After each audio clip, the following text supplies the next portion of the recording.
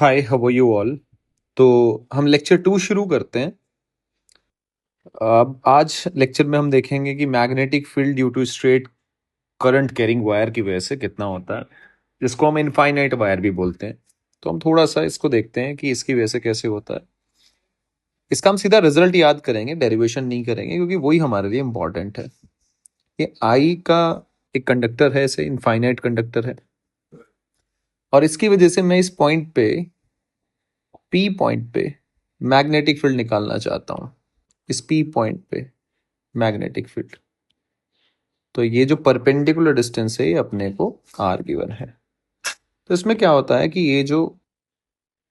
ये यहां से इनफाइनाइट वायर की वजह से ये थीटा 1, ये थीटा 2, ये एक फाइनाइट लेंथ का वायर है, आर डिस्टेंस दूर, ये एल लेंथ होगी जिसकी, ये आर डिस्टेंस दूर हमने क्या निकाला है, अभी सिंपल फॉर्मूला है। इनफाइनाइट हम आगे बात करेंगे, अभी के लिए ये फॉर्मूला है। और ये मेरा एक तरह से आप याद रखना, इस फॉर्मूले को कैसे याद रखना है, रेफरेंस पॉइंट होता है। तो बी पी जब आप निकालोगे, डायरेक्शन तो कैसे निकालोगे, आप अपने थंब को इधर रखोगे, ठीक है, फिंगर को कर्ल करोगे तो इधर फिंगर आपकी कहाँ, अंदर की तरफ जा रही होगी। तो डायरेक्शन तो आपकी क्या आने वाली है, यहाँ पे आपको पता ही है, इनवर्ड आने वाली है। तो अब आप डायरेक्शन में कभी कंफ्यूज नहीं होना, वो हम पहले लेक्चर में बात कर चुके हैं। अब थोड़ा इस बात को मैं आगे बढ़ाता हूं। तो बीपी की जो मैग्नीट्यूड होगा वो होगा mu naught I upon 4 pi are into sin θ1 plus sin θ2। ये मेरा फॉर्मूला है। और फॉर्मूले का एक मेन इंपॉर्टेंट बात क्या है, ये रेफरेंस है। रेफरेंस से मैं इधर चल रहा हूँ पॉजिटिव, यानी कि पॉजिटिव साइन थीटा रखा मैंने, और इधर चला यानी कि पॉजिटिव यहां से, तो ये रेफरेंस है। तो इस रेफरेंस से जब मैं काउंट कर रहा हूँ, इसको ऐसे याद रखना है, रेफरेंस से काउंट कर रहा हूँ तो वो वैल्यू मैं इधर रख रहा हूँ, वो वैल्यू मैं रख रहा हूँ इधर। ठीक है जी। अब अब मैं कहां से चल रहा हूँ, मतलब रेफरेंस से चल रहा हूँ। तो ये लाइन बड़ी इंपॉर्टेंट है, ये परपेंडिकुलर लाइन होती है इस पॉइंट की। अब मैं थोड़ा आगे बढ़ता हूँ और मैं इसके पार्ट्स करने शुरू करता हूं। तो पहला हम जो करते हैं बात, वो पहली करते हैं magnetic field due to infinite long wire. Magnetic, ये फाइनाइट लेंथ के लिए हमने पढ़ लिया, magnetic field due to infinite long wire, infinite long wire. ठीक है बच्चे। तो अब इनफाइनाइट लॉन्ग वायर का मतलब क्या है, पहले मतलब बता देता हूं। ये वायर है, अब बच्चे बड़े कंफ्यूज होते हैं कि इनफाइनाइट तो क्या इनफाइनाइट लेंथ का होगा, नहीं नहीं नहीं, उसका भी मीनिंग है, तो मैं बताता हूं आपको। ये है, ये जो पी पॉइंट है ये आर है। इनफाइनाइट का मतलब है जो आर है is very very less than L. ये जो पॉइंट है, जो पी पॉइंट है, मतलब P is very close to conductor. ठीक है। अब आप ध्यान से देखो, यहां कहने का मतलब क्या होता है, ये मिला लो। ठीक है जी, क्लियर है। अब आप ध्यान से देखो, ये पॉइंट पहले यहां था, अगर ये पॉइंट बहुत क्लोज में लेके आना शुरू करूं, θ1, ये θ2, आप इसको और पास और पास और पास, तो क्या ये थीटा बढ़ना शुरू हो जाएगा, थीटा बढ़ेगा नहीं बढ़ेगा, थीटा बढ़ रहा है, थीटा बढ़ रहा है, थीटा बढ़ रहा है, थीटा बढ़ रहा है। एक टाइम ऐसा आएगा कि ये थीटा जब ये क्लोज चला जाएगा बहुत, क्या θ1 θ2 दोनों 90 हो जाएंगे। बस यही इनफाइनाइट का मतलब होता है। तो यहाँ पे θ1 will be equals to θ2 will be equals to बच्चे 90 डिग्री। ये इनफाइनाइट का मतलब होता है कि पॉइंट जो फाइनाइट लेंथ का था, आपका पॉइंट बहुत पास आ गया है अब। तो यहां से आपकी जो बी की वैल्यू होगी, B will be equals to mu naught I upon 4 pi R. R is the perpendicular distance, याद ऐसे ही रखना है, R is the perpendicular distance. मैं लिख भी देता हूं, R is the perpendicular distance from conductor. ये जो कंडक्टर, कंडक्टिंग वायर है, इससे perpendicular distance into sin 90 plus sin 90। So B will be equals to बच्चे mu naught I upon 4 pi are into 2। So mu naught I upon 2 pi R. I hope कि आपके समझ में आ रहा होगा। Direction क्या आई, वही थंब रूल से बी इनवर्ड। तो ये आपका इनफाइनाइट के लिए आ गया। अब मैं सेमी इनफाइनाइट की बात कर लेता हूं। देखो जी, आगे चलते हैं। किसकी बात करते हैं? Magnetic field. Magnetic field due to semi infinite wire. मतलब सेमी इनफाइनाइट, तो इसका मतलब सीधी सी बात है, ये जो पॉइंट है वो तुम्हारा कहाँ है बच्चे? यहाँ पे। ये जो पी पॉइंट था, ये अब आपका बहुत क्लोज आ गया है। क्या आ गया आपका? बहुत क्लोज। तो इसको ऐसे दिखाएंगे आपको, जब आप बुक्स वगैरह में देखोगे तो ऐसे इनफाइनाइट। ठीक है ना? तो इस इनफाइनाइट का मतलब वही होता है कि point is very close to the conductor. तो इसका मतलब ये है, जो ये वाला, अब ये दोनों पॉइंट जो एंगल बनाएंगे वही एंगल लेते थे हम। तो बी की वैल्यू क्या आ जाएगी तुम्हारी? Mu naught I upon 4 pi R. ये आर है perpendicular distance, into sine theta one plus sine theta two. अब तुम्हारा थीटा टू कितना बन रहा है? थीटा टू इस यहां से मिलाते थे आप, ध्यान से देखो, ये थीटा टू है। तो अगर ये वाला मैं खत्म कर दूं और यहां से पॉइंट मिला दूं, तो थीटा टू तो जीरो ही हो गया ना तुम्हारा, डिक्रीज हो गया, कितना हो गया? और ये वाला थीटा वन कितना हो जाएगा? ये 90। अगर मैं पॉइंट यहां ले लूं तो देखो कितना बन रहा है, 90 के करीब जाएगा। तो सेम चीज है। तो इसका मतलब जो मेरा थीटा वन था वो कितना हो गया जी? मेरा 90 डिग्री। और थीटा टू मेरा कितना हो गया? 0 डिग्री। सेम चीज। और ये एंगल, ये तो थीटा वन था ना तुम्हारा, तो थीटा वन तो एक इसके बराबर चला जाएगा 19 फाइनाइट के लिए, ऐसे ऐसे। क्योंकि ये पॉइंट क्या है? बहुत पास है, दिखाने के लिए मैं ऐसे शो कर रहा हूं, पर ये बहुत पास है point. So B will be equals to, answer आएगा mu naught I upon 4 pi r. Direction तो वही, राइट हैंड थंब रूल लगा के ऐसे है। तुम्हारी अगर करंट की डायरेक्शन ऐसे है तो इधर क्या आएगा? इनवर्ड।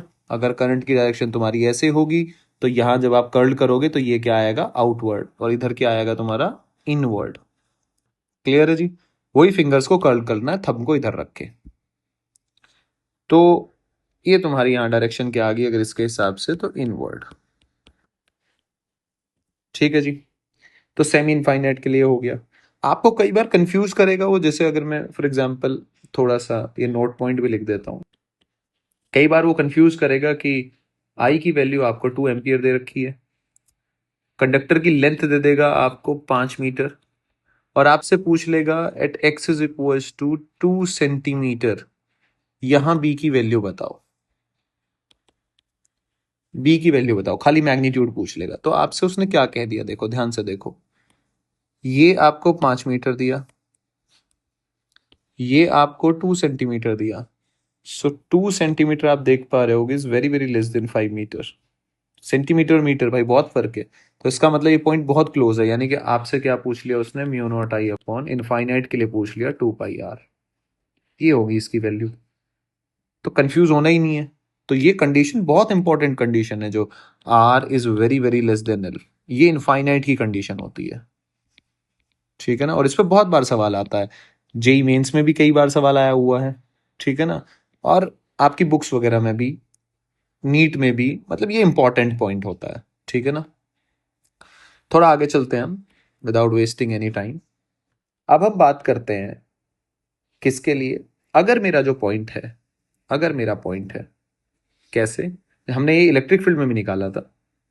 ये इंपॉर्टेंट पॉइंट है, थोड़ा इसको ध्यान रखना। ये मेरा जो पॉइंट है, अब की बार मेरा जो मैग्नेटिक फील्ड मुझे निकालना है वो यहां निकालना है, नीचे। कहाँ निकालना है? कहीं यहां निकालना है, आर डिस्टेंस दूर। और ये एंगल आपका यहां से थीटा बन रहा है, ऐसे दे दिया आपको। ठीक है? ये ऐसे इनफाइनाइट है। इस पी पॉइंट पे आपको कैलकुलेट करना है। ठीक है जी? तो अब मुझे तो क्या पता है? मुझे एक छोटी सी बात पता है कि मुझे जो मैग्नेटिक फील्ड निकालना आता था वो इसके लिए आता था। अगर आप ध्यान से देखो तो ये थीटा वन होता था, ये जी थीटा टू होता था, ये रेफरेंस होता था। आपको दिमाग में वही लेके आना है। चलो जी। तो थीटा वन तो ठीक है, थीटा वन तो यहां से मिलाते हैं हम इसको। तो थीटा वन तो यहीं से मिलाएंगे, तो ये तो मेरा 90 बनने वाला है। तो पहली बात लिख लो, यहां से मुझे पता है कि theta one will be equals to 90 degree. अब जी दूसरी बात, अगेन मैं इसको बना लेता हूं। ये मेरा थीटा टू है, अब ये मेरा थीटा टू, आप ध्यान से देखो, ये पॉजिटिव थीटा टू मैंने ऐसे लिखा। अब ये वाला जो पॉइंट है, ये वाला पॉइंट है, ये यहाँ से ये लेंथ तो गायब है, तो इसका मतलब ये लेंथ गायब है यहाँ तक। ये लेंथ गायब होगी नहीं होगी, ये वाला, क्या आप समझ पा रहे हैं? तो इसका मतलब अगर मैं, आप ध्यान से देखो, तो ये वाला जो पॉइंट है, ये कुछ मिला के कुछ यहाँ चला गया ये पॉइंट, यानी कि ये वायर बन गया, ये वाला गायब हो गया, ये वाली सब चीज गायब होगी। ठीक है, तो इसका मतलब ये पॉइंट जो थीटा टू आप नीचे की तरफ चल रहे थे, वो थीटा टू अब आपको ऊपर की तरफ चलना पड़ेगा। इसको मैं फिर से बोल देता हूँ, फिर से बता देता हूँ, ये करो जी। ठीक है, ये जो थीटा टू आपका यहाँ था, अब ये वाली लेंथ तो आपकी गायब होगी, तो ये यहाँ बचा, तो यहाँ से मिलाना पड़ेगा, यही तो है ना सवाल। ये बन गया आप सवाल आपका। इसको मैं ऐसे कर लो, ये ऐसे होता था। अब ये वाला तो आपको पता ही है कि ये तो भैया मेरा थीटा वन है, तो इसमें तो कोई दिक्कत नहीं है, ये तो थीटा वन है। लेकिन ये वाला जो पॉइंट है ना, ये जो तुम्हारा यहाँ पॉइंट होता था, ऐसे चलते थे ना तुम थीटा टू, अब तुम्हारा ये पॉइंट यहाँ चला गया, तो अब आपको इस रेफरेंस लाइन से लेनी तो परपेंडिकुलर डिस्टेंस है, तो इस परपेंडिकुलर डिस्टेंस से ऊपर चलना पड़ेगा। तो आपने इस पी पॉइंट से डालना परपेंडिकुलर ही है, तो आपने परपेंडिकुलर डाल दिया, क्योंकि मेरे लिए तो यही फॉर्मूले का, मेरा जो फॉर्मूला होगा, बच्चे आज क्या गलती करते हैं, जो बी लिखूंगा मैं, B will be equals to mu naught I upon 4 pi, R नहीं लिखना, यहाँ डी आएगा भाई, क्योंकि मुझे परपेंडिकुलर डिस्टेंस लेनी होती है, साइन थीटा टू। अब जो मैं आपसे कह रहा हूं, थीटा वन आपका 90 है, लेकिन ये आपका जो चला, आप अब रेफरेंस लाइन से ऊपर की तरफ चले, नीचे चलते थे आप तो थीटा टू होता था, ऊपर तो आप क्या लिखोगे, theta two will be equals to minus theta. तो एक तरीका तो ये हो गया, B will be equals to mu naught I upon 4 pi D sine 90 minus sine minus theta plus, तो ये आपका आ गया mu naught I upon 4 pi D 1 minus sine theta. ये आपके बी की वैल्यू आ गई जी। ठीक है, इसका दूसरा तरीका करने का भी है, कोई दिक्कत वाली बात नहीं है। आप इसका दूसरा तरीका कैसे करो, देखो, ये तो इसकी पहली अप्रोच होगी। अब कुछ बच्चों को ये भी समझना आनी हो तो बेसिक अप्रोच ले लो, B will be equals to mu naught I upon वो डी, तो परपेंडिकुलर डिस्टेंस वो तो डी आ गई। साइन थीटा वन तो 90 है, तो इसको सोचने में कोई दिक्कत नहीं है, क्यों? क्योंकि ये वाला, आप ये रेफरेंस लाइन के ऐसे चलते थे ना थीटा वन, तो थीटा वन तो 90 है, क्योंकि ये इनफाइनाइट है ऊपर। ठीक है, इनफाइनाइट के लिए लिख रहे हैं। अब आप मुझे ये बताओ, इस पे पहुंचना है तो हम ऐसे मूव करते थे थीटा टू के लिए। अब थीटा को मूव करो तो यहां तक, यहां ही ना ये लाइन, तो क्या आप समझ पा रहे हैं? जहां तक लाइन आती थी, तो लाइन तो अब यहां चली गई, तो आपको कितना चलना पड़ा है? अगर आप देखो तो आपने ऐसे यहां से थीटा टू लिखना शुरू किया, तो आपका थीटा टू कितना आया, 360 माइनस थीटा, पुट कर लो आप, प्लस साइन 360 माइनस थीटा। एक ये भी सोचने का तरीका होता है, ऐसे कर लो, कोई दिक्कत वाली है, लेकिन इस बात को आप दिमाग में उतार लो, क्योंकि हम सवालों में यूज करने वाले हैं। और ये क्या बनेगा, 1 माइनस साइन थीटा, रटना नहीं है। अगर आप रट के करोगे तो कुछ टाइम बाद आप चीजें भूल जाओगे, और भूल जाओगे तो उसमें आपका ही नुकसान है। देखो जी, आगे चलते हैं विदाउट वेस्टिंग एनी टाइम। अब हम इसके ऊपर सवाल करते हैं, क्योंकि सवाल ही हैं जो इसके ऊपर आएंगे। पहला क्वेश्चन आपको गिवन है जी कुछ इस तरीके से, ये पॉइंट बच्चे आपका पी आ गया, ये 1 मीटर दे दिया आपको, ये भी 1 मीटर दे दिया, यहाँ आई करंट दे दिया, ये भी आपको 1 मीटर दे दिया, और ये भी आपको 1 मीटर दे दिया। ठीक है जी, आपसे बीपी पूछ रहा है, तो फाइनाइट लेंथ वाला, क्योंकि आपको दिख रहा है इक्वल दे दिया, तो फाइनाइट लेंथ का फॉर्मूला लगेगा। अगर फाइनाइट लेंथ का फॉर्मूला लगना ही है, तो एक बार आप sign theta one theta two देख लो, ये कितना बनेगा आपका, 10 लगाओगे, थीटा वन थीटा टू, तो आपको दिख रहा है theta one will be equals to theta two will be equals to 45 degree, क्योंकि क्या बनेगा आपका यहाँ से, 10 theta will be equals to 1/1, so theta will be equals to 45 degree. I hope कि आपके समझ में आ रहा होगा, ये इससे लिया है मैंने, ये राइट एंगल ट्राइंगल जो बन रहा है। ठीक है जी, अब मैं बी की वैल्यू बच्चे निकालता हूं, तो बी कितना हो जाएगा बच्चे, mu naught I upon 4 pi into perpendicular distance from the wire, perpendicular distance ये दे रखी है 1 metre, 1 into sine 45 plus sine 45। So B will be equals to बच्चे mu naught I upon 4 pi into 2 sin 45 1/√2। तो ये कितना हो जाएगा आपका, B will be equals to mu naught I upon 2√2 pi. This will be your answer. अगले सवाल की तरफ चलते हैं। हम हर तरह का सवाल यहाँ कवर करेंगे, कोई दिक्कत वाली बात नहीं है, कोई जल्दबाजी नहीं है। कोशिश करूंगा कि मैं आपको सारी बातें समझा पाऊं, सिखा पाऊं। आई 5 एम्पियर है, ये इनके बीच का डिस्टेंस आपको दे दिया 5 मीटर बच्चे, फिर आपको दे दिया ये 5 मीटर। और इस पी पॉइंट पे अब ये थोड़ा सा हम सुपरपोजिशन का सवाल कर रहे हैं कि वेक्टर सम लेंगे इसकी वजह से और इसकी वजह से इस पॉइंट पे देख के। तो आपसे पूछ लिया, आपको शायद सवाल समझ में आ गया होगा। तो इस तरीके का सब भी सवाल आए ना, तो इसको पता टैकल कैसे किया करो। अगर मैं 5 मीटर को आर मान लू, मैं डेटा क्या मान लेता हूं, 5 metre will be equal to R. Clear है। और आपको क्या गिवन है बच्चे, यहाँ पे इसमें 10 एम्पियर गिवन है, तो इसको मैंने मान लिया 5 को यहाँ आई मान लिया, तो ये मेरा कितना हो जाएगा बच्चे, 2I। ठीक है। अब मुझे बीपी पे निकालना है मैग्नेटिक फील्ड। चलो जी, बढ़िया बात है। सबसे पहले आप डायरेक्शन देखो, इसको मैं 1 मान लेता हूं, इसको मैं 2 मान लेता हूं। So BP will be equal to, अगर आप B1 की वजह से, पहले मैं B1 की वजह से देखता हूं, फिर ऐड ही तो करना है। B1 की वजह से बीपी पे मैग्नेटिक फील्ड अगर मैं देखूं, तो आपको दिख रहा होगा, अगर आप थंब को इस डायरेक्शन में करेंगे तो आपकी फिंगर्स जो आप कर्ल कर रहे होंगे वो इनवर्ड आ रही होगी, तो डायरेक्शन आ गई इनवर्ड। आप दूसरी तरफ देखोगे, इसकी वजह से भी कहाँ आ रही है, इनवर्ड। तो इसका मतलब दोनों को ऐड करना है, तो एक चीज तो आपके समझ में आ गई कि इनवर्ड, बस आपको मैग्नीट्यूड पता कर लो।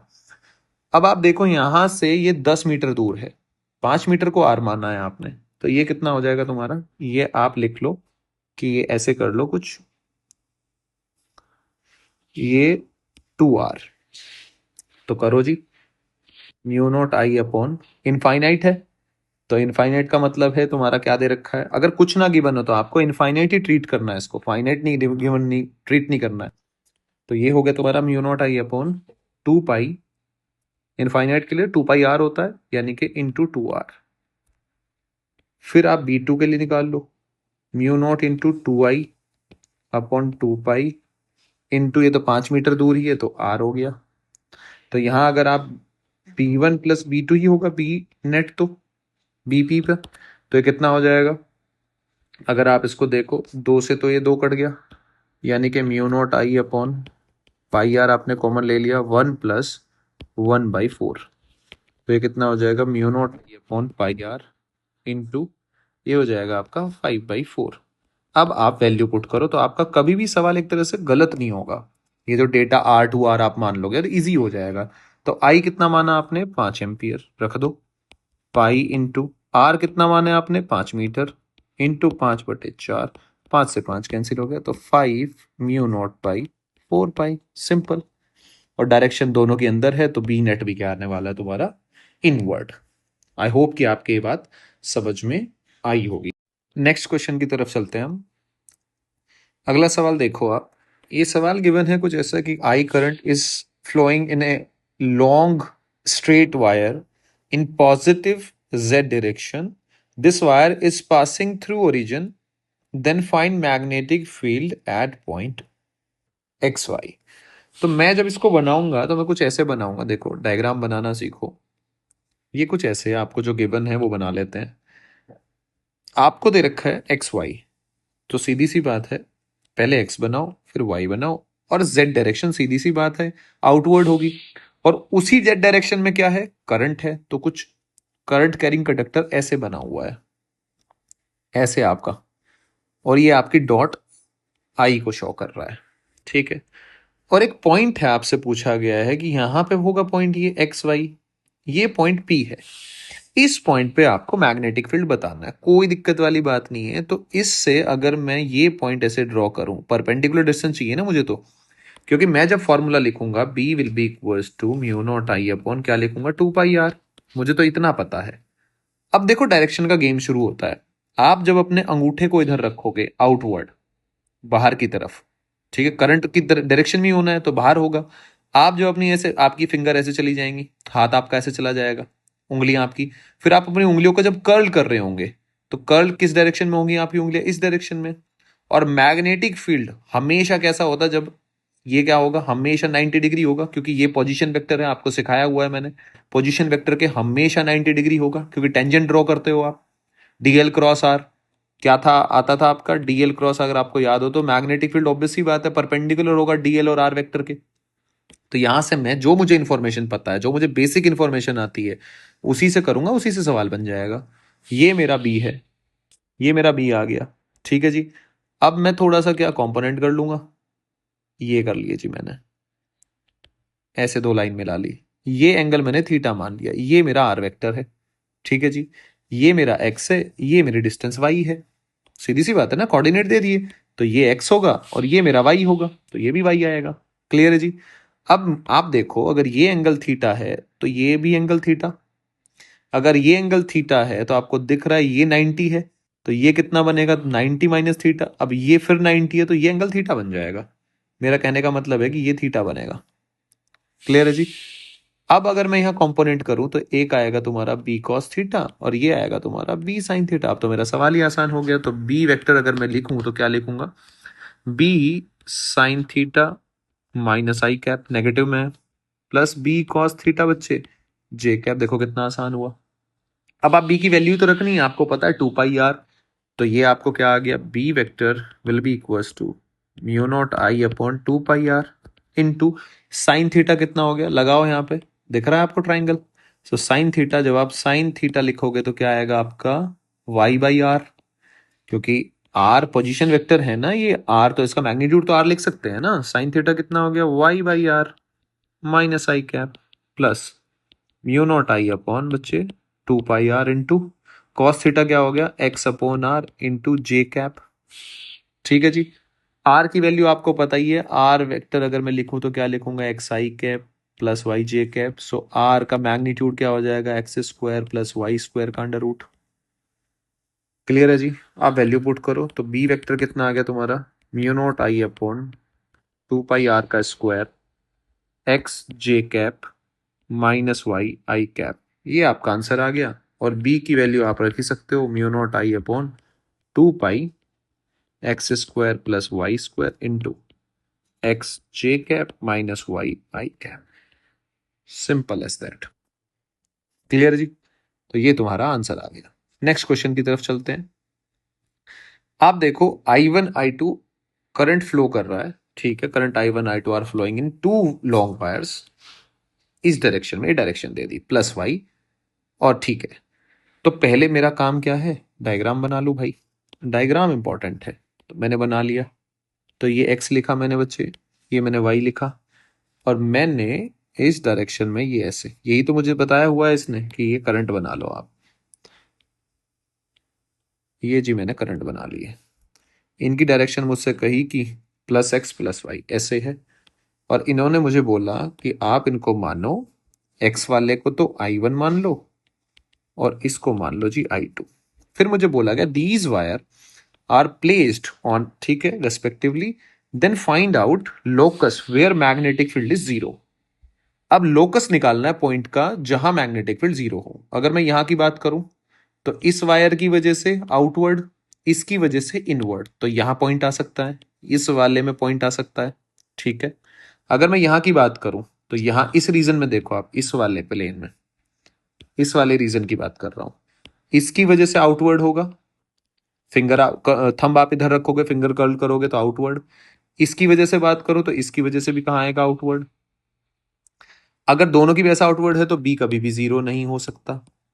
ठीक है, तो इसका मतलब ये वाला रीजन और ये वाले दो रीजन बनेंगे जहां मैग्नेटिक फील्ड जीरो आ सकता है। तो कई बार वो सिंपल सवाल भी पूछ लेता है कि बताओ किस रीजन में, ऐसे दे देगा A B C D, किस रीजन में मैग्नेटिक फील्ड जीरो हो सकता है, तो बी और सी वो रीजन बनेंगे।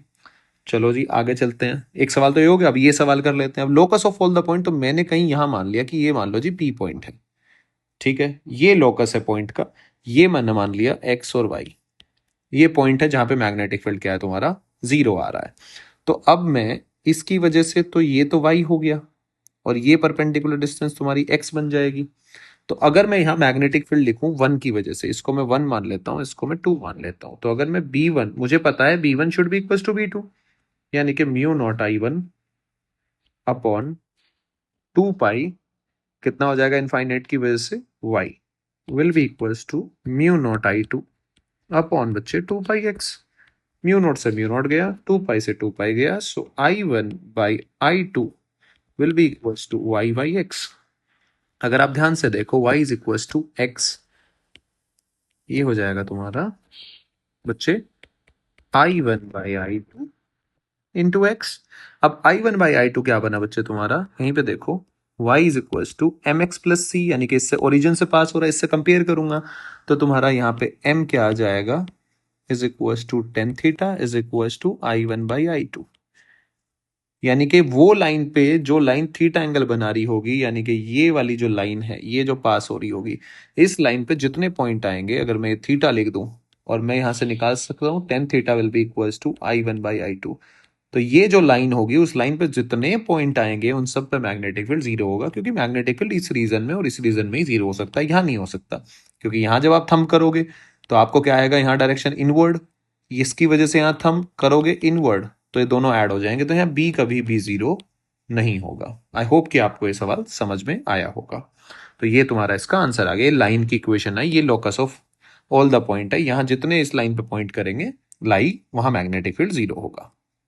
आगे चलते हैं जी, इस सवाल की तरफ चलते हैं। देखो इस सवाल को आप ध्यान से देखो, ये कुछ ऐसे सेमी इनफाइनाइट टाइप बना रखे हैं और आपसे बच्चे यहां पूछ लिया, तो इस अगर मैं इसको डिवाइड कर दूं, देखो पहला सेमी इनफाइनाइट, ये दूसरा, ये तीसरा बच्चे, ये चार, तो फर्स्ट के और थर्ड की वजह से कितना होगा, अगर मैं फर्स्ट के और थर्ड की वजह से पॉइंट का उसी लाइन पे, तो इनकी वजह से तो जीरो होगा, ये तो समझ में आ ही रहा है। यानी कि b1 will be equals to b3 will be equals to zero, इनकी वजह से तो होगा नहीं। इनकी वजह से पहले सबसे पहला काम होता है डायरेक्शन चेक करना, इसकी वजह से डायरेक्शन कहाँ आ रही है, फिंगर आपकी ऊपर की तरफ आ रही होंगे जब कर्ल कर रहे होंगे तो आउटवर्ड।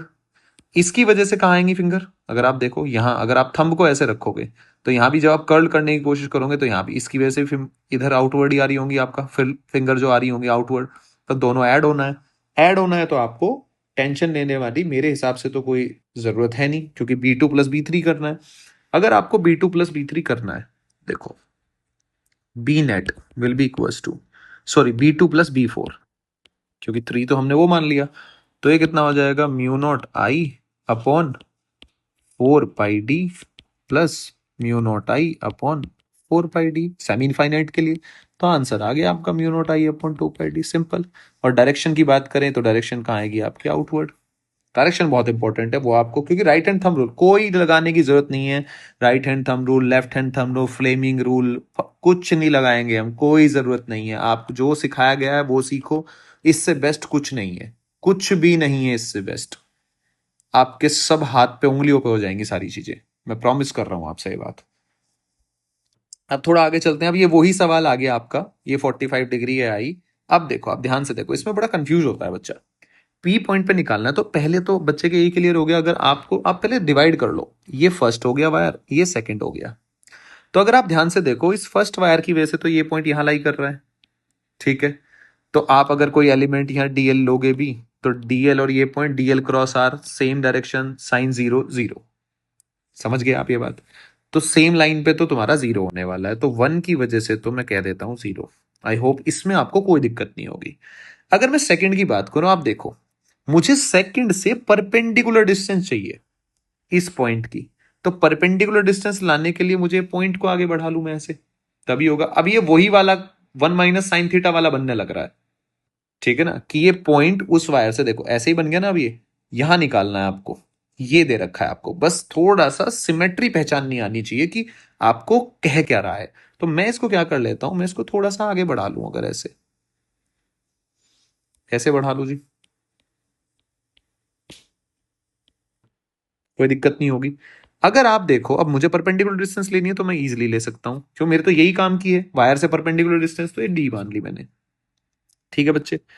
और जो आपको गिवन है, ये आपको आर गिवन है, सॉरी मैं लिखना भूल गया, ये आपको बच्चे आर गिवन है, ठीक है बच्चे। अब सबसे इंपॉर्टेंट बात है आपके दिमाग में क्या है, तो ये आपने परपेंडिकुलर डिस्टेंस मेरे लिए यही काम की थी, ये 45, तो बच्चे ये भी 45, तो आपको ये कुछ राइट एंगल ट्राइंगल टाइप दिख रहा होगा, तो मैं डी निकाल सकता हूं। तो अगर मैं डी निकालूं यहां, तो मैं क्या लिख सकता हूं, साइन तुम्हारा आ जाएगा 45 sine 45 will be equals to D upon R, क्योंकि ये हाइपोटेनस बनेगा, ये हाइपोटेनस होगा, ठीक है, ये तुम्हारा बेस बन जाएगा, ये तुम्हारा परपेंडिकुलर। तो अगर आप साइन थीटा लोगे तो sine theta will be equals to this perpendicular upon hypotenuse, तो D by R. So D की वैल्यू तुम्हारी कितनी आ जाएगी बच्चा, आर बाई रूट टू। तो एक काम तो मेरा ये हो गया। अब आप ध्यान से देखो, ये वाला एंगल तो सीधी सी बात है, ये तो 90 बन रहा होगा, और इसकी वजह से अगर मैं मैग्नेटिक फील्ड की बात करूं, इसकी वजह से तो इधर आप फिंगर कर्ल करोगे तो आपको पता चल रहा है यहां तो आपकी फिंगर्स कहां जा रही होंगी, अंदर की तरफ, यहां बाहर आ रही होंगी। तो यहां डायरेक्शन तो आपकी इनवर्ड आने वाली है इस रीजन में, आप भूल जाओ इस रीजन में, ये सब जगह इनवर्ड, फिंगर से सब पता चल जाता है आपको। आप अपनी फिंगर को कर्ल करो, थंब को इधर रखो, फिंगर को कर्ल, तो इस पूरे रीजन में, पूरे रीजन में, इस पूरे रीजन में कहाँ आएगी, आउटवर्ड, इस पूरे रीजन में इनवर्ड, बात खत्म हो जाती है। मुझे इस पॉइंट पर मुझे समझ में आ गया कि इनवर्ड होगी, खत्म बात, ज्यादा सोचना ही नहीं। अब आप ध्यान से देखो, साइन ए हो गया। अब मैं अगर बीपी की बात करूं बच्चे, BP will be equals to mu naught I upon 4 pi into perpendicular distance यानी कि D sine theta 1 plus sine theta 2, ठीक है। तो आपका थीटा 1 एक एंगल तो 90 बन रहा है, तो थीटा 1 आपका एक एंगल तो 90 बन रहा है, और दूसरा एंगल अगर आप देखो, ये वाला, ये परपेंडिकुलर डिस्टेंस, ये परपेंडिकुलर डिस्टेंस हो गया, क्लियर है ना। ये आप कितना कितना चल रहे हो, ये वाला एंगल 45, कितना चल रहे हो आप, 45 चल रहे हो ना भाई, ये 45 है, तो हम एंगल, शायद मैं पूरा नहीं लिखा, पूरा लिख देता हूं भाई, ये 45 तो ये भी 45, तो ये जो हम एंगल, मैं थोड़ा आपको रिकॉल कराता हूं फिर आपके थोड़ा अच्छे से याद आएगा। ये ऐसे था बच्चे, पी पॉइंट निकाल रहे थे हम, तो ये थीटा बन रहा था, क्या आप मेरी बात समझ पा रहे हैं। तो मुझे पी पॉइंट के साथ एंगल लेना था, तो पी पॉइंट के साथ मेरा एंगल कितना बन रहा है, 45। तो यहां तक पहुंचने के लिए मैं कितना आया, 45, देखो यहां से यहां 45, तो ये माइनस का 45 लेना होता है। तो मैं यहां क्या रख दूंगा, आपका mu naught I upon 4 pi, D की जगह क्या रखूं मैं, R by root two sine 90 minus sine 45, simple. तो ये आपका आंसर कितना हो जाएगा, mu naught I upon 4 pi are into root two 1 - 1/√2। तो ये आंसर आ जाएगा mu naught I upon 4 pi are into root two minus 1/√2, root two से रूट टू कैंसिल हो गया, तो आपका आंसर आ गया mu naught I upon 4 pi are into √2 - 1। This will be your answer, और डायरेक्शन क्या आएगी आपकी, इनवर्ड।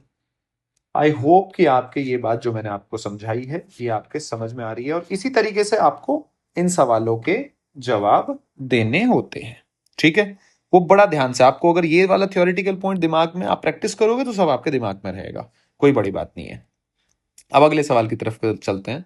ये सवाल आपको कह रहा है current eyes flowing in a long straight wire towards z direction, then find magnetic field at point 00d, यानी कि z एक्सिस पे ही पॉइंट है, उधर ही आपने पास कर रखा है। तो अगर आप इसका डायग्राम बनाओगे तो आपको डायग्राम बनाते ही दिख जाएगा।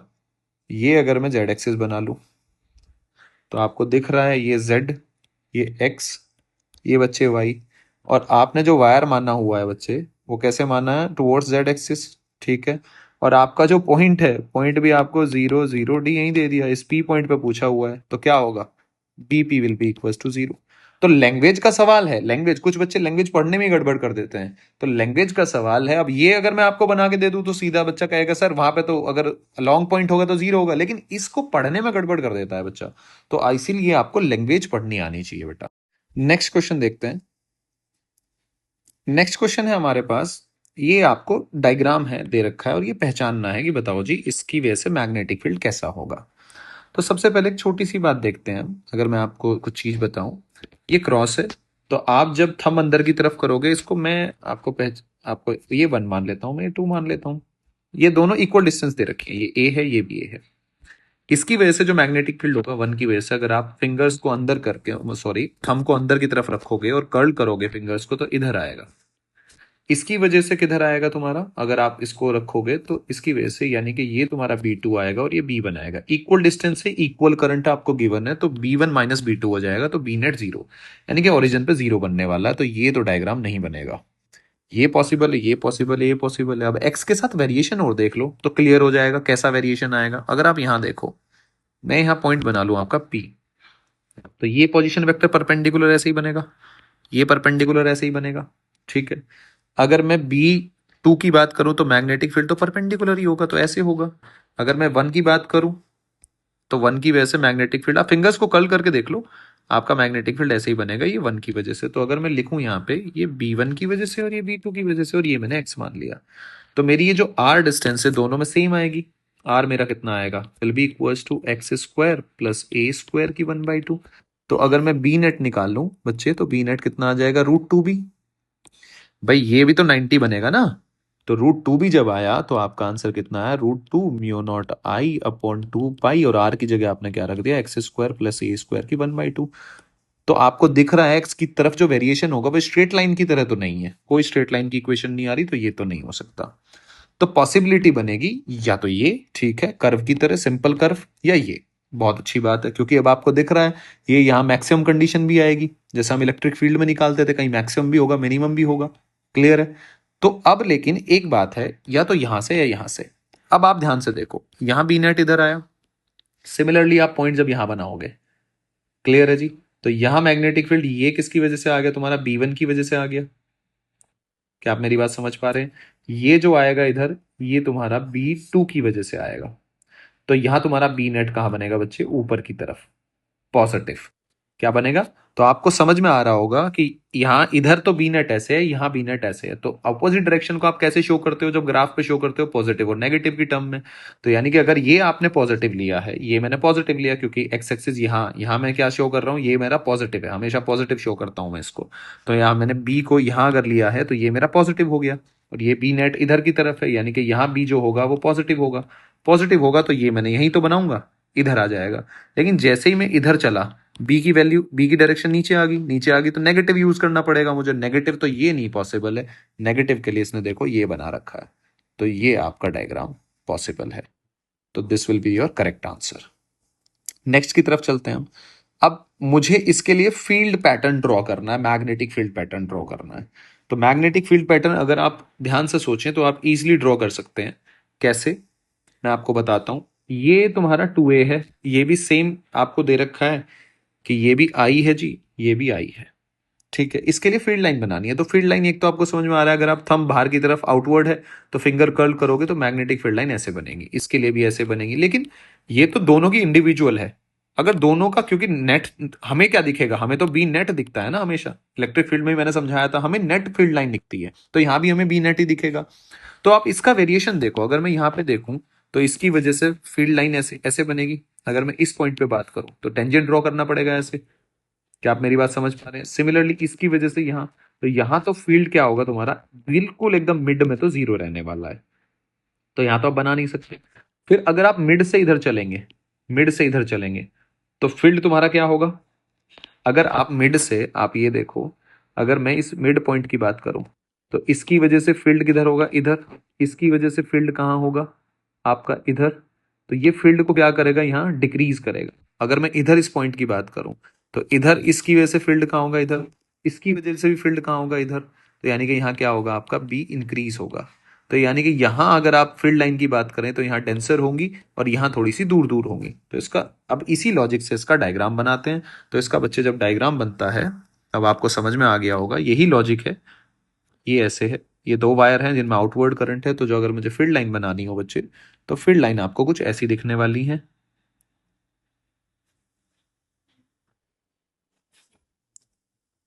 ठीक है जी,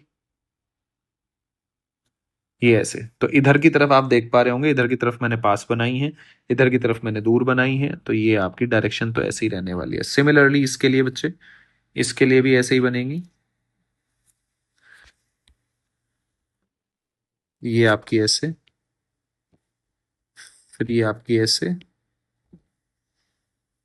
फिर ये आपकी ऐसे दूर दूर बनी। तो यहां भी आपकी डायरेक्शन ऐसे बनेगी। और बीच में आपको बनाना नहीं है, क्योंकि बीच में तो मिड में तो जीरो होगा, यहाँ तो आपको दिख ही रहा है बी जीरो होगा, तो यहाँ तो बनाने का कोई सेंस नहीं बनता। लेकिन हाँ, इधर वो मिड पॉइंट पे ही नहीं बनेगा, लेकिन यहाँ तो होंगी ना फील्ड लाइन, यहाँ तो होगा, क्योंकि यहाँ इसकी वजह से तो कंपोनेंट आ जाएगा।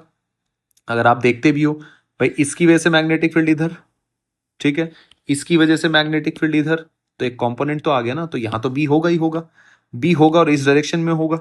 आपको सेंस बन रही है? तो आप एक जो लूप अब आपका बनेगा वो कैसे बनेगा, आपको अगर ध्यान हो मैग्नेटिक फील्ड में भी हमने, तो ये मैग्नेटिक फील्ड बनाने का एक तरीका है। तो ये ऐसे बनेगा, क्लियर है जी? ये थोड़ा ऐसे शेप रहेगी ऐसे, और ये आप बच्चे हल्का सा इसको जब बनाओगे आप, तो बच्चे ऐसे बनाओगे। आपको समझ में आ रहा होगा? आपको ये भी समझ में आ गया, यहां मैंने डायरेक्शन में, अगर इस पॉइंट की बात करें, आप इस पॉइंट पे देखो, डायरेक्शन देख लो, अगर आप इसकी वजह से कहां होगी, फिंगर कर्ल करोगे इधर, इसकी वजह से, इसकी वजह से फिंगर कर्ल करोगे तो इधर आएगा, तो बी नेट कहाँ आएगा, यहाँ। तो अब आपको समझ में आ रहा होगा कि जो डायग्राम बनाया हमने बिल्कुल एकदम अच्छा डायग्राम बनाया, तो ये दिस विल बी और करेक्ट डायग्राम, ऐसे पहचानना होता है। ठीक है जी। अब थोड़ा ये सिमेट्री का सवाल है, ये भी अच्छा सवाल है, हम पहले ही करके आए हैं। आप मुझे ये बताओ, सिमेट्री पता है आपको इलेक्ट्रिक फील्ड में, ये पेंटागन हेक्सागन कुछ भी होता था, सेंटर पे क्या होता था, इलेक्ट्रिक फील्ड जीरो सबकी वजह से। अब यहाँ भी आई नोट है, यहाँ आई नोट है, यहाँ आई नोट है, यहाँ आई नोट है। अगर मैं इसको ब्रेक कर लूँ, इसको कैसे ब्रेक कर लूँ मैं, टू आई नोट और आई नोट, बच्चे कोई दिक्कत है? तो अगर मैं इसको पकड़ूं खाली, तो इसकी वजह से यहाँ मैग्नेटिक फील्ड सिमेट्री से क्या आएगा, जीरो। तो खाली किसकी वजह से बनेगा, टू आई नोट की वजह से। तो टू आई नोट की वजह से निकाल लो बस, पीओ सेंटर पे, म्यू नोट इंटू टू आई नोट अपॉन इनफाइनाइट है, यानी कि टू पाई ए, काट दो। सो mu naught I not upon pi A, this will be your answer. क्या आप मेरी बात समझ पा रहे हैं? तो इजिली आप इसका आंसर ऐसे सिमेट्री यूज करके आप निकाल सकते हैं, वही जो हम इलेक्ट्रिक फील्ड वाले सवालों में यूज करते थे। क्लियर है कि एक, अगर ये मैं ये कहूं, ये कुल मिला के ऐसे है, और यहाँ आपने करंट कैरिंग वायर आपने रख रखे हैं इनफाइनाइट, और मैं यहाँ निकाल रहा हूं, तो इन सब की वजह से जो मैग्नेटिक फील्ड होगा, इसकी वजह से इधर आ रहा है, इसकी वजह से इधर, तो ये जो सिमेट्री बन के ये सब क्या हो जाएंगे, जीरो हो जाएंगे। क्लियर है? ये सिमेट्री वाला कॉन्सेप्ट हम इसमें यूज करेंगे, और हम सवाल का सीधा आंसर देंगे, यूज सिमेट्री कॉन्सेप्ट। अब नेक्स्ट नेक्स्ट लेक्चर में हम शुरू करेंगे magnetic field due to current carrying loop. मिलते हैं जी नेक्स्ट लेक्चर में।